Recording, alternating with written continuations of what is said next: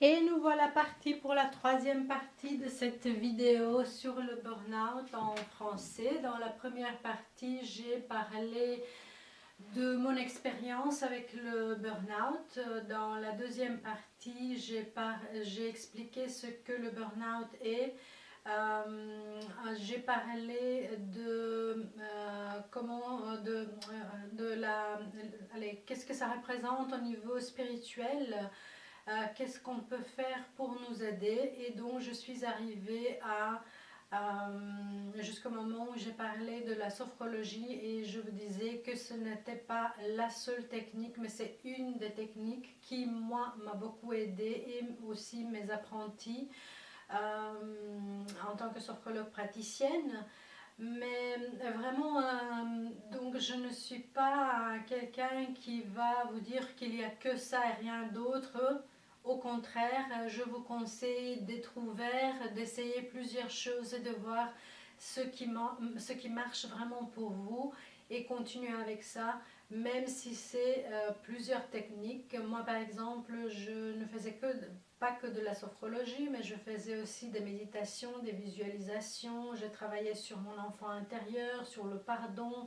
Donc voilà, il y a tout ce travail à faire par rapport à votre situation qui n'est pas la mienne ou la mienne n'est pas la vôtre. On n'a pas la même expérience de vie. Donc voilà, il faut chacun voir en soi-même ce qui est à vivre, ce qui est à apprendre, ce qui est oui, voilà, apprendre pour pouvoir gérer cette condition et passer par là et s'en sortir. Donc voilà, c'est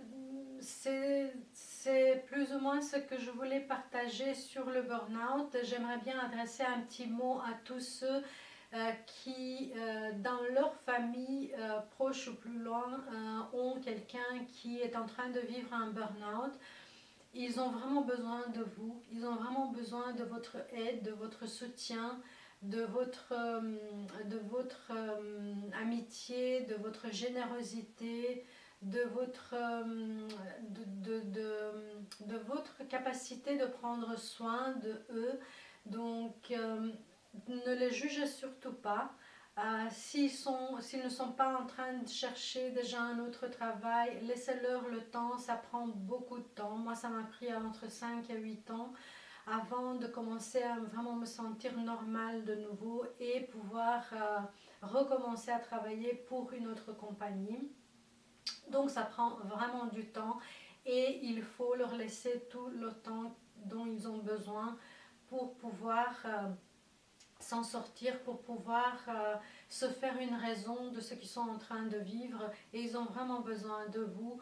Donc merci de ne pas les abandonner, merci d'être là pour eux, merci de votre côté apprendre tout ce que vous pouvez pour vous comprendre ce que c'est le burn-out et comment vous pouvez les aider et les soutenir dans leur démarche de s'en sortir le plus vite possible et le plus, comment dire, le plus doucement possible, si on peut dire. Et puis un petit mot aussi à tous ceux qui sont en train de vivre un burn-out. N'abandonnez pas. Faites tout ce que vous devez faire pour apprendre tout ce que vous devez apprendre. Prenez bien soin de vous. Cherchez de l'aide, acceptez de l'aide, soyez ouverts à tout ce qui est offert à vous. Suivez votre guidance, votre intuition.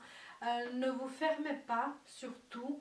Si quelqu'un vous offre une technique ou de l'aide, ne les rejetez pas, ne fermez pas tout de suite la porte. Si vous avez des préjugés, laissez-les de côté et essayez tout ce que vous pouvez pour pouvoir vous en sortir jusqu'au moment où vous trouvez les bons outils, les bonnes techniques qui peuvent vous aider à sortir de cette impasse de votre vie. Et surtout regardez ceci comme une bénédiction, parce que